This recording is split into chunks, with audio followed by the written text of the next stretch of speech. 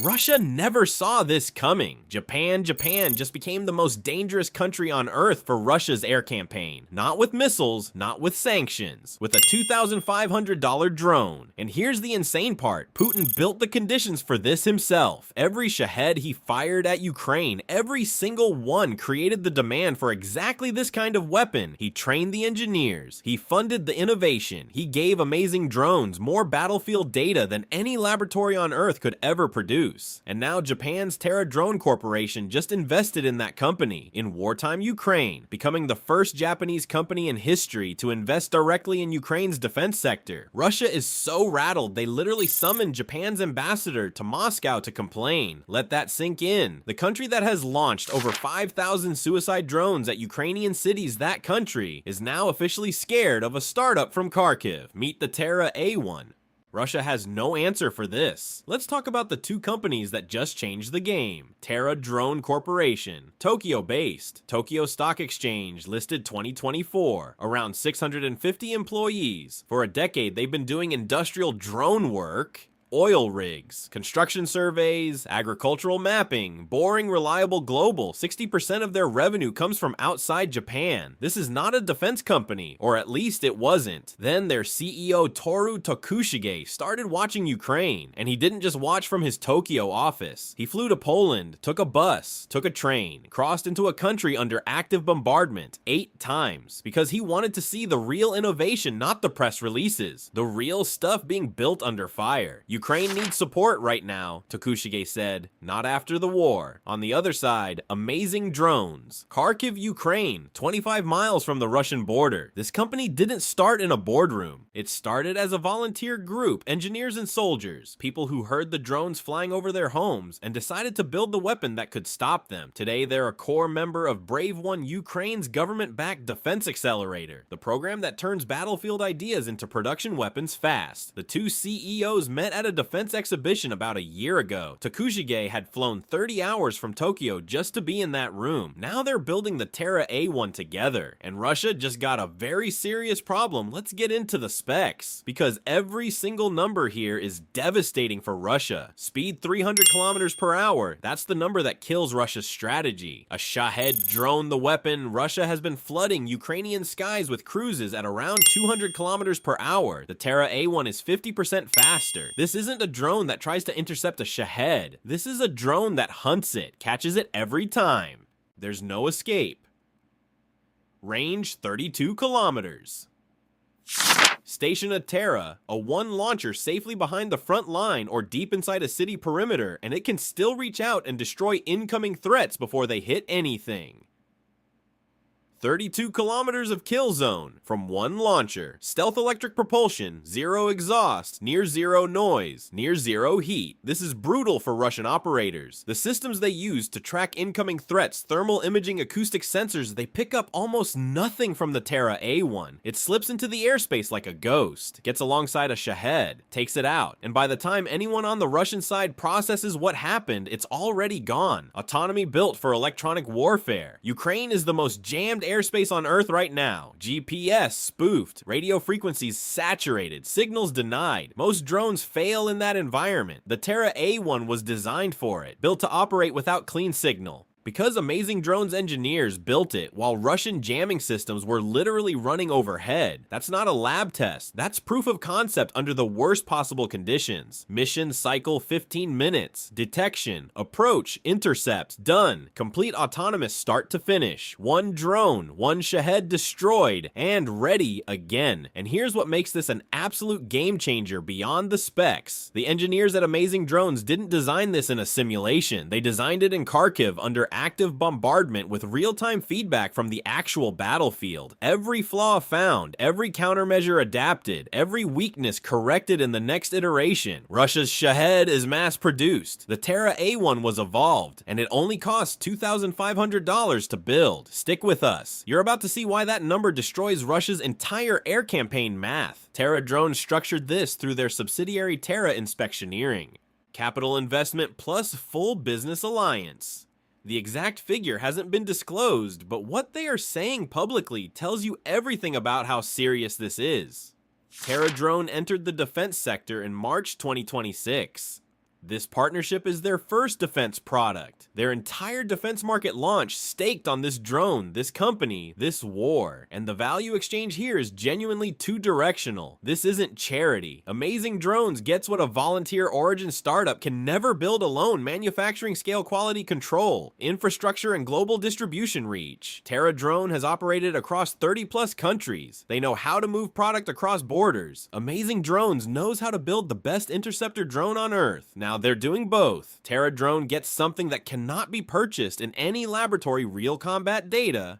Iteration loops that would take a Western defense contractor 5 years to simulate Amazing Drones completed in months, under fire, with feedback from actual operators in actual combat. Merging the knowledge Amazing Drones has cultivated in actual combat with the mass production technology Terra Drone possesses, CEO Takushige said, is an extremely significant step toward building a next-generation defense foundation. Zelensky said Ukraine can produce 2,000 interceptor drones per day if the budget is there. Germany already funded 15,000 Strela interceptors for Ukraine's National Guard. The Terra A1 wants that same pipeline, but with global reach from day one.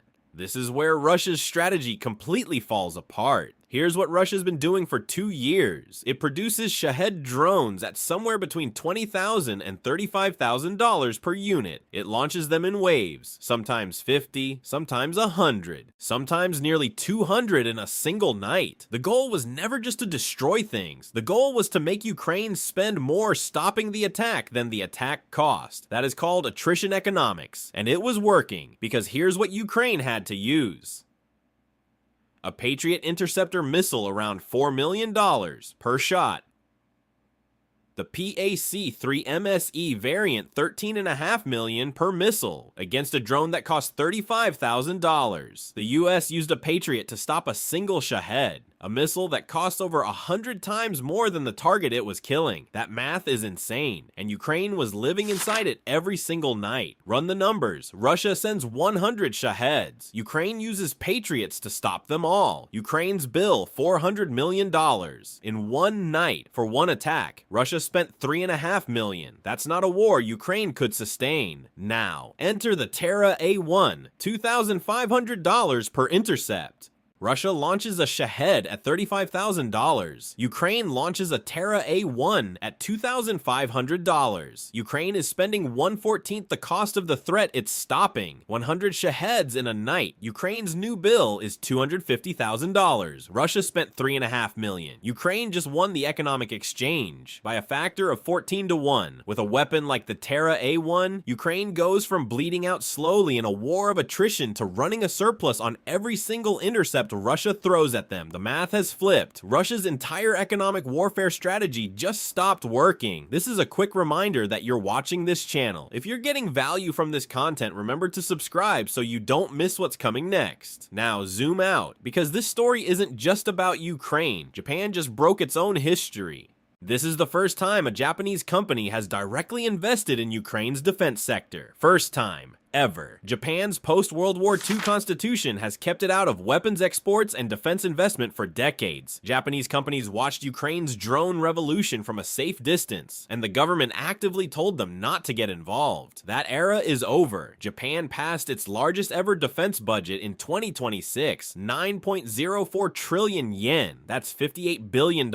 And of that 100 billion yen, $629 million specifically for drone defense systems. Japan isn't dabbling. Japan is building a new defense identity, and Ukraine is the laboratory it's learning from, because Japan faces the same threat in its own backyard. Russian drones, Chinese drones, North Korean drones, and an Indo-Pacific that's getting more dangerous every year. Ukraine just became a global arms exporter. Think about that. A country that 3 years ago was fighting for survival is now exporting battlefield-proven defense technology to the world. The Terra A1 isn't a Ukraine-only product. It's going global. Gulf states, Southeast Asia, Europe, anywhere that faces cheap drone threats from adversaries. Saudi Arabia and the UAE are already in conversations. They face Iranian Shaheds, the exact same design, the exact same threat model. Iran launched over 1,000 drones in a single week during the 2024 Middle East escalation. The Gulf states have been using expensive interceptors to stop cheap attackers. Terra Drone already supplies Saudi Aramco. They have the relationships. They have the distribution. distribution, now they have the weapon. And here's the beautiful irony. Putin built this. Every Shahed Russia fired at Kiev, every single drone that hit a Ukrainian power plant, a hospital, an apartment building created demand for this technology. Putin funded the field testing. Putin provided the threat model. Putin gave amazing drones engineers a combat environment no defense laboratory could replicate. The more Russia attacked, the better the Terra A1 got. Russia's foreign ministry summoned Japan's ambassador on April 8th. Deputy Foreign Minister Rudenko called the Terra drone investment an openly hostile act. Maria Zakharova said Russia-Japan relations were at an all-time low. Japan's ambassador Akira Muto walked into that meeting and rebutted the protest. Japan didn't flinch. Japan didn't apologize. Japan looked at Russia's complaint and said no. Russia is watching a $2,500 drone threaten to make their entire air campaign economically worthless, and all they can do is call an ambassador. That is the sound of a strategy collapsing. Back to the battlefield. What does this actually change for Ukraine? Before the Terra A1, Ukraine's air defense was built around expensive Western systems doing the heavy lifting. Patriot batteries, NASAMS, Iris-T. These are exceptional weapons, but they were never designed to absorb wave after wave of $35,000 Shaheds. Every intercept burned through inventory that cannot be quickly replaced. Every night was a race between Russia's production and Ukraine's supply lines. That race just got a lot easier to win. The Terra A1 doesn't replace the Patriot, it frees it. You use the cheap, fast electric interceptor to absorb the volume, the mass Shahed waves designed to exhaust your inventory. You preserve the high-end missiles for the real threats. Ballistic missiles, cruise missiles, the things that actually require that level of response. Layered defense, every tier doing what it was designed for. And Ukraine's production capacity here is genuinely staggering. Zelensky said 2,000 interceptor drones per day is achievable with the right funding. With Terra drones manufacturing infrastructure behind amazing drones, that number stops being theoretical. Russia has been trying to overwhelm Ukraine's air defenses through sheer volume for over 2 years. The Terra A1 makes volume irrelevant. You can match volume with volume at a cost that Ukraine can sustain and Russia cannot. The design will keep improving. Every engagement feeds the next iteration. Amazing drones engineers have been doing this since the first Shaheds appeared over Kharkiv, and they haven't stopped. The version that exists today will be more capable in 6 months, better in a year. This platform is just getting started, and Russia knows it. Here's what this story is actually about. It's not about one drone. It's about a country that was supposed to be defeated, becoming one of the world's most important defense innovators. It's about an economic warfare strategy that Russia spent 2 years perfecting, getting dismantled by a $2,500 electric aircraft built by volunteers in Kharkiv. It's about Japan deciding that the world has changed and changing with it. And it's about Putin, who fired thousands of drones at Ukrainian civilians, thinking it would break them instead, forging the engineers the data and the urgency that built the weapon, now threatening his entire air campaign. He created this. Every attack made it more inevitable, but the Terra A1 is only one part of a much larger story. Check out our video on how Ukraine built one of the most advanced drone industries on Earth from scratch, and how it's now selling that innovation to the world. And if you want to understand how the Gulf states are scrambling to counter Iran's growing drone arsenal, that video is right here. And if you enjoyed this